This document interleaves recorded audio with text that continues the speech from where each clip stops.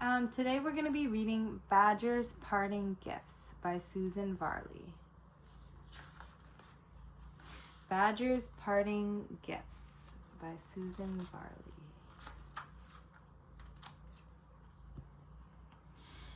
Badger was dependable, reliable, and always ready to help when help was needed. He was also very old, and he knew almost everything. Badger was so old that he knew he must soon die.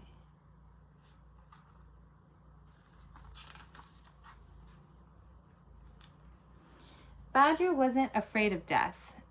Dying meant only that he would leave his body behind, and as his body didn't work as well as it had in days gone by, Badger wasn't too concerned about that.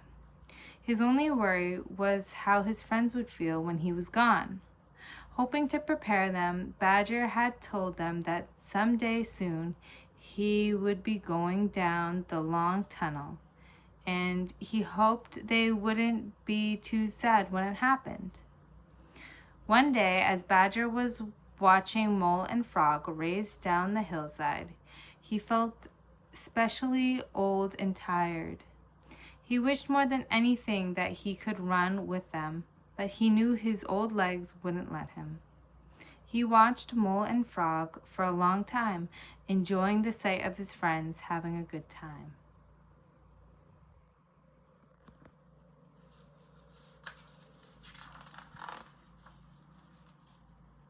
It was late when he arrived home. He wished the moon good night and closed the curtains in the cold world outside. He made his way slowly down the warm fire that was waiting for him deep underground. He had his supper, then sat down at his desk to write a letter. When he had finished, he settled down in his rocking chair near the fire. He gently rocked himself to and fro, and soon was fast asleep, having a strange yet wonderful dream like none he'd ever had before.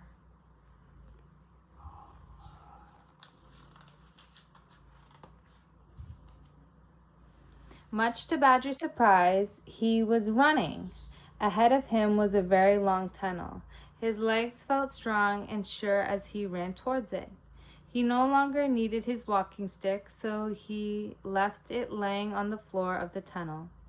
Badger moved swiftly, running faster and faster through the long passageway, until his paws no longer touched the earth. He felt himself turning end over end, tumbling and falling, but nothing hurt. He felt free. It was as if he had fallen out of his body.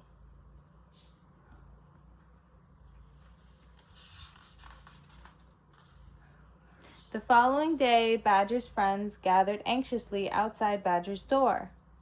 They were worried because he didn't come out to say good morning as he always did. Fox broke the sad news that Badger was dead and read Badger's note to them. It said simply, "Gone down the long tunnel. Bye-bye, Badger." All the animals had loved Badger, and everyone was very sad. Mole especially felt lost, alone, and desperately unhappy.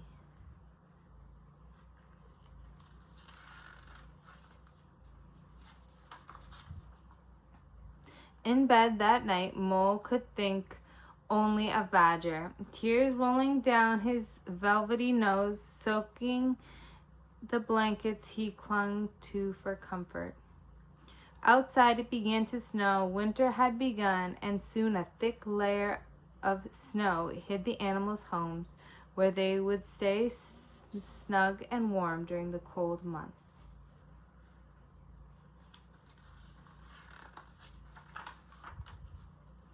The snow covered the countryside, but it didn't conceal the sadness that Badger's friends felt.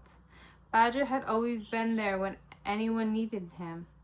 The animals all wondered what they would do now that he was gone. Badger had told them not to be unhappy, but it was hard not to be. As spring grew near, the animals often visited each other and talked about the days when Badger was alive.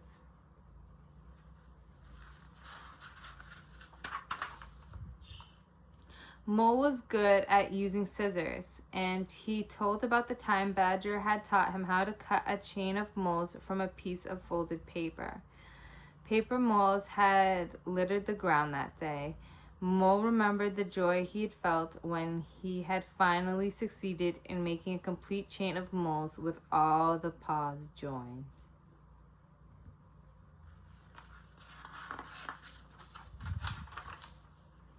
Frog was an excellent skater. He recalled how Badger had helped him take his first slippery steps on ice. Badger had gently guided him across the ice until he had gained enough confidence to glide out on his own.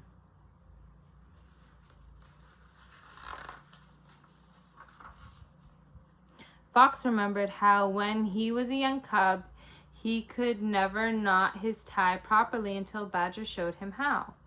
Starting with the wide end of the tie, it's right over left, once around to the back, up, then down straight through the crossover, and holding the back of the tie, push the knot up to the neck.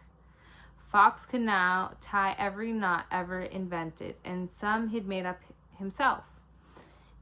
And of course his own necktie was always perfectly knotted.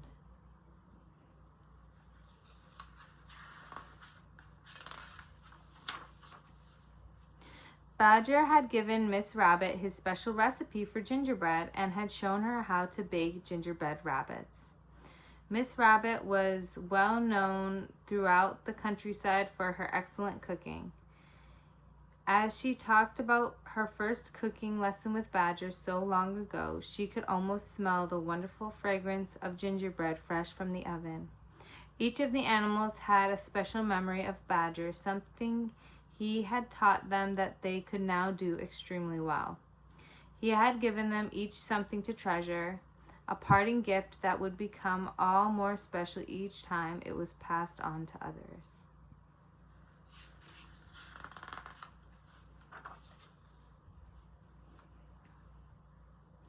As the last of the snow melted, so did the animals' sadness. Whenever Badger's name was mentioned, someone remembered another story that made them all smile.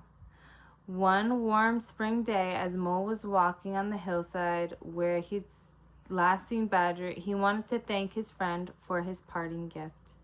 "Thank you, Badger," he said softly, believing that Badger would hear him. And somehow, Badger did.